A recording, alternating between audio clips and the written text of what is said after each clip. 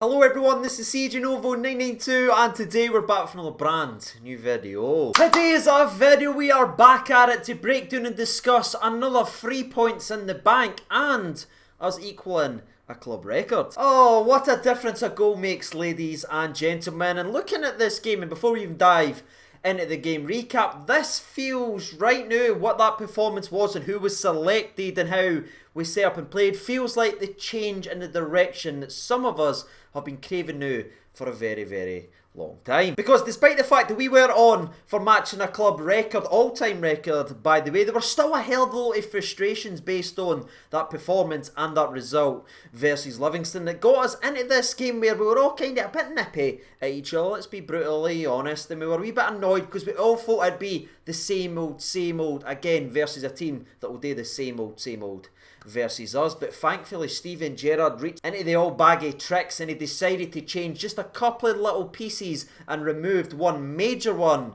for the squad, and it actually worked wonders. Now, I'm of course referring to the fact that Alfredo Morelos has not only dropped from the starting 11 but dropped from the entire matchday squad. Now I know there's stories out here and everywhere about why Morelos was dropped out. Is it a knock in training? Is it Mayor? But I'm not even wanting to go down that rabbit hole, because if you paid attention to the Rangers TV coverage and heard what Steven Gerrard said, and when asked about why Roof and Itten was selected, it was because they want to be here, they want to be a part of the future, and that is what he wants players to have, and that's why they've been selected to start. So that right there tells us everything we need to know. Alfredo Morelos has had his head turned here. He's came in, put in some good other performances. But honestly, if he's been dropped completely from the matchday squad because he wasn't 100% at training, I'm kind of done and dusted with the love tale now, right? I've grieved, I've been sad about it, I've overthinked about Morelos leaving, what that could mean for our squad. But honestly, I'm just done and dusted. I want every single player on that part that steps over that white line to want to be here and win for us, no win and move elsewhere. So maybe I'm being a wee bit heartless now, but I'm done with this whole saga. I didn't need 5, 6, 7 hours coverage why Morelos wasn't selected. The gaffer told us all during that interview. So let's move on with the players who want to actually be here. But speaking of the players who actually want to be here, who actually played in the game versus Kilmarnock, let's dive in and get to the all game recap then, shall we? Because I think we were all delighted within the first 60 to 75 seconds that we were already more attacking in that opening than we were for about the first 20 minutes versus Livingston. I'm talking one past the corner, Goldson. He ballooned a long ball into the box trying to give it to Itten, and it forced Kilmarnock in to defending. And from the resulting bit of defending, we win a throw in and eventually gets knocked around very nicely around the box, but with a bit more purpose than what we saw last Sunday, and eventually falls to Barisic, who cuts it back beautifully. He's done this now several times. It's usually Ryan Kent there, it's knock it in, but this time it was Barker with his opportunity, but unfortunately he snatches at it and he doesn't connect cleanly. Now, despite that attacking purpose we had in the first couple of minutes of the game, it does need to be said, it did tail off just a little bit where we did start to just kind of go through the motions and only threaten really from range, because in the 7th minute Ryan Kent has a shot, in the 12th minute Ryan Jack has a shot, and a couple of minutes later Brandon Barker also has a long shot that were all easily saved by the impressive Rodgers. But around that time that Barker did have that long shot, a chance did fall to big Cedric Itten, who we were all expecting to rifle the back of the net, because again it's direct play. Davis with a beautiful wee chip ball into the box. Roof does well to run his defender. It's well defended by, I think it was Broadfruit on this occasion, but the rebound drops to Cedric, and now it's no a sitter or anything like that, but it is inside the box and you're expecting the big man to hit the target. He winds up like he's George Albert's, but unfortunately his bullet didn't burst the back of the net. It in fact burst the top bit of the net that's above the goals by about 16 yards. But from that missile that was launched into orbit, we need to jump to the 30th minute of this game, because Kilmarnock's best chance in the entire game came from, of course, a set piece. We knew what they were all about in this game, and yep, they stuck to the task, let's say it that way. And from the corner kick, it's well delivered, let's be brutally honest, but we actually blow the assignment, and Kurt Broadfruit, probably the one player in the entire Kilmarnock side you want to mark from a corner, is free. He has a free run, but his header isn't connected properly. It ends up scuffing the header, and we end up getting it cleared away. I think you know how big that opportunity was for Kurt Broadfruit by the fact that he was smashing the turf in pure anger, because he knew that was his chance that he was going to get versus Rangers. But within the same passage of play from Kilmarnock almost taking the lead, it goes back to their goalkeeper who hits a long ball. Tavernier's touch is nice, and right away he's direct and he hits a long ball in behind the Kilmarnock's defence. It's an absolute peach of a ball, and so is the touch by Ryan Kent, who stops, gets the ball and he runs into the box. But full credit to the goalkeeper Rogers, who's out like a flash, spreads himself and he saves Kent's shot, who tried to chip him. Maybe he could have went round him, maybe he could have done this, but for me it's one of the ends that you have to say well done to the goalkeeper and well done to the defender as well for catching up to Kent and putting on that pressure and obviously making that save. But from the save, right, that whole breakdown what I just talked about, very good save, giving credit to Kilmarnock and everything like that. Clancy then decides to step in because Cedric, from the resultant save, tries to win the ball, but he collides with the Kilmarnock player. Innocent, they literally just collide and they fall onto the ground, right? Just a collision. But somehow Clancy runs right up to Cedric, tells him off, then books him.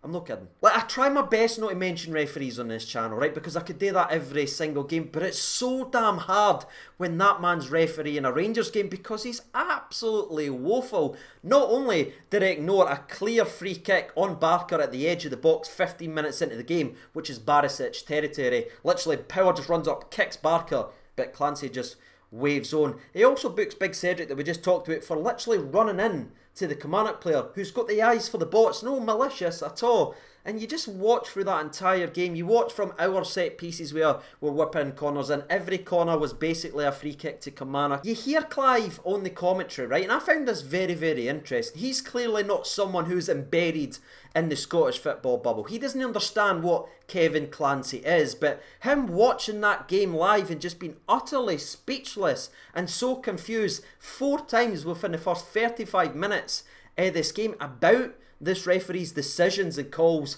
versus Rangers sums up it completely. He's woeful, man.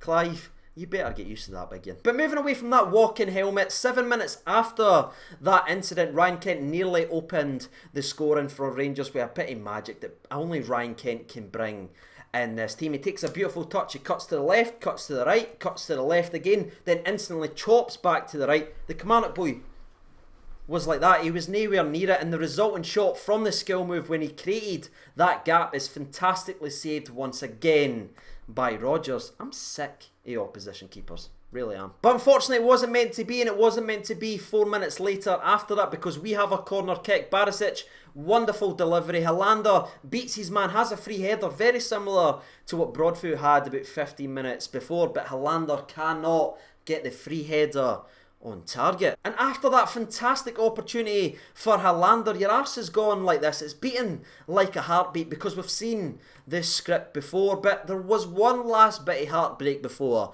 the first half, and it came in the 43rd minute of the game where Jacko plays a nice ball into Barker, whose touch is perfect, flicks it over the incoming Broadfoot, who tries to slide and take Barker out, skips by him, it's powerful running from Barker, gets out wide, whips a ball, it looks like it's going to go to Roof for a tap-in, but Finlay, brilliant bit of defending again, and that was it for half time. And once again we go into a game versus Kilmarnock without breaking the deadlock, creating 3 or 4 major opportunities, but sitting there with goose eggs, and you go, oh no. Now thankfully for us all, jumping into the second half, you could see right away Rangers weren't going to sit back and lose a bit of that attacking focus. That tempo, as Gerard likes to say, was there from the start of the second half, and in the 48th minute we nearly got the breakthrough again after Ryan, Jack and Tavernier combined very well down the right hand side. Jacko switches it, I don't know, let's keep it in, right? Switches it over to Kent, who finds Barisic. It's a beautiful ball in to Roof, who has lost his man. He rises like a salmon. It's a beautifully glanced header, but unfortunately for everyone watching the game and him and all fantasy Barisic owners, the header smacks the post. But thankfully we couldn't feel sorry for ourselves too long because that intensity, that pressure continued to go. And nearly the exact same combination, by the way, Jacko, Tavernier over to Kent, who then fakes a shot, and that creates the gap just enough for Barisic. It makes the fullback come inside to close down Kent. He then passes to Barisic, and Barisic this time, it's not a floated cross, it's a one pulled back directly to your man Roof. That combination worked again, and this time it results in a bit of a scrappy finish, but a finish is a finish and a goal is a goal. And by God, Did we? Need that. Now, it was during the celebrations that we all noticed there was something not quite right with Kilmarnock. Now, it wasn't the player himself who was out there doing things. It was the name on the back of the shirt. I'm just going to say it. We spelt his name wrong, people. We spelt his name wrong. Honestly, thank God we had scored when we noticed that, because if that was 0-0 and we didn't go on to win that game, that would have been a painful little slap in the face all week long. But thankfully we did, and to be fair to Clive, who was absolutely killing it on commentary today, by the way, then spent the next 3 minutes doing a comedy roast. He almost forgot about the game and just started roasting Jimmy Bell for not being able to spell Kilmarnock. Oh man, my favourite entire part of the entire roast of Jimmy Bell was when he went, "That's not his name. That's not even his name." I thought he was going to start a new chant, and when the fans do get back in the stadium, I'm hoping to God that is a chant, ladies and gentlemen.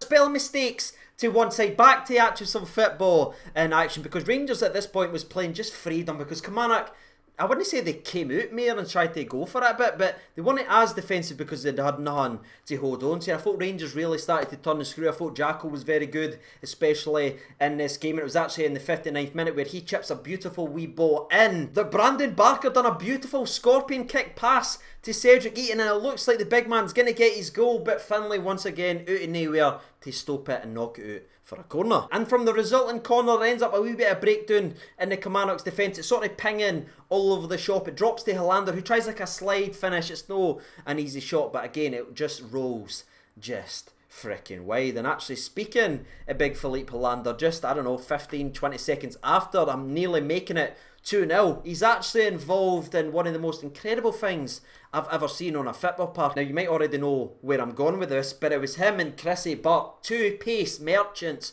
just racing each other. And I was watching it break down as Burke tried to knock the ball by Hollander, and Hollander tried to outpace Burke, and their arms were moving fast, but their legs were, they weren't.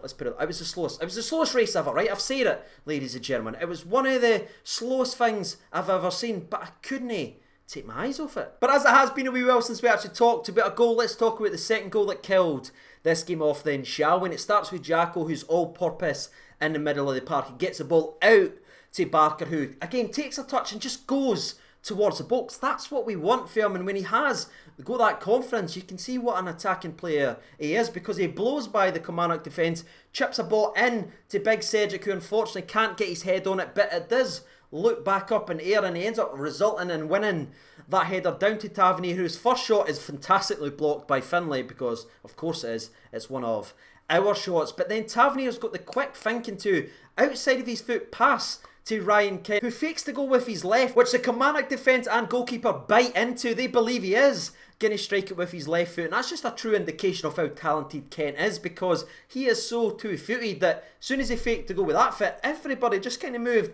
a little bit over to the side, and all Kent done from there is fake the back over to his right foot and just curled it beautifully and almost effortlessly in to the back of the net. Game, set, match. Thank you. We'll take the 3 points back up to Rugby Park.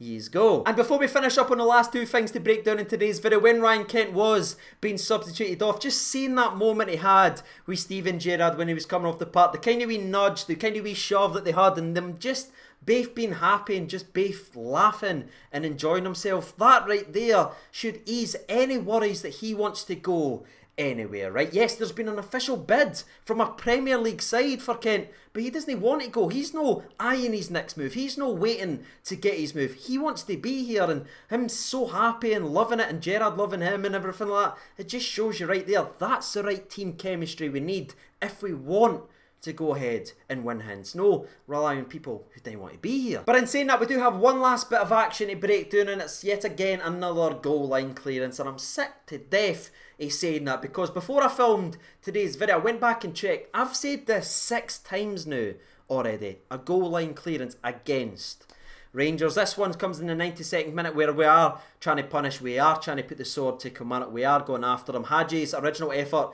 gets kind of rebounded back to Greg Stewart, who does hit it. It's gone in, but a fantastic goal line clearance from Finlay, who had a game of football, by the way, let's be brutally honest about that. But from the resulting clear away, we had like a corner, nothing really happened from that, and that was it.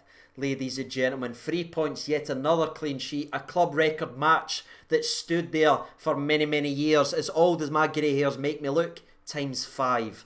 That's how long that record stood. And we've just matched it. And in saying that, that's the game recap done and dusted. Now all that's left is for me and thee to give our thoughts and opinions and also say who we think was the man of the match in the game. And for me, there was a lot of people that really stood out and had a chance. I know Kilmarnock won the official man of the match, and rightly so, he did break down the door to Kilmarnock. But for me, I thought Barisic had a fantastic game yet again. Could have ended up with maybe 3 or 4 assists if we were a wee bit sharper in our attack. And I thought Barker, who a lot of people was slamming to the ground and stepping on his head when it was announced that he was starting in this game, I thought he actually played pretty damn well. Now, am I saying he's a world beater, he should start every week over Hadji?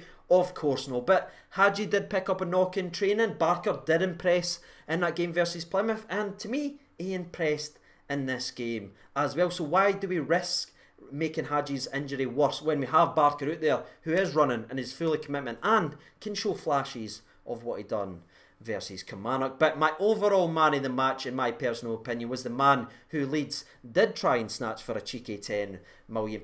He's all go, he's involved in everything positive, he always wants the ball, he's never shy, he's willing to shoot, he's willing to tackle, he's willing to do everything, and that is what we need, and that is why he's on the wall. It's of course Ryan Kent. And whilst you're hopefully getting your thoughts and opinions out there, I will jump over to Twitter and hear from the people and ask them the exact same question as asked you. Your opinion on the game and the man of the match. There's been 1,825 votes. That's unbelievable, nation. Thank you so much. 2% votes for Ulla, 10% votes for Barisic, 24% votes for Barker. Love to see it. But the far and away winner, and rightly so in my opinion, with 64% of the vote, is your man, Ryan frickin' Kent. So let's see what they've had to say then. Ewan McKenzie's the first one in, and he writes in Barker for me, CJ. I thought he was overall great. Deacon Neil writes in BB for me, he ran the show. Bob Steele writes in Kent for me, man of the match. Can our defence now be called the stainless steel curtain? No, Bob.